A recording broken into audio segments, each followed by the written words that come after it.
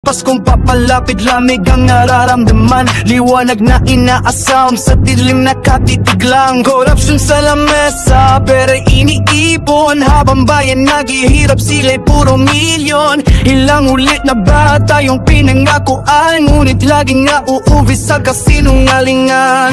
Hanggang kailan Pilipino laging talo sa sariling laro? Pangarap nilulunod ang baha, kasalanan ng iilan, pasa ng mala.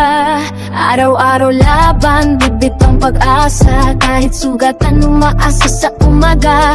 Ngunit paulit-ulit sakit ang bumabalik, gobernong pinili siya pang nananakit. Darating na eleksyon, sana'y magisig ang dayan. Pumili ng lider na may malasakit at dangay. Hindi lang sa trono gustong makaupo, kundi para sa tauhan ng tumindig totoo. Sa Pasko, darating ba ang kapakanan o panibagong pangakong matatabunan? Ilang henerasyon pa bang masasaktan? Hanggang kailan magtitiis ang sambayanan? Hanggang kailan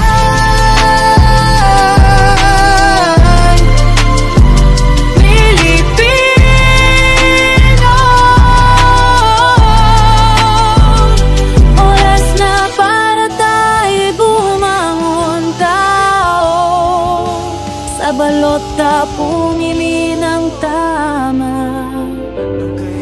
Para bukas ay may pag-asa. Pasko'y dapat liwanag, hindi luha. Bayan na pagising, hindi laging bikila.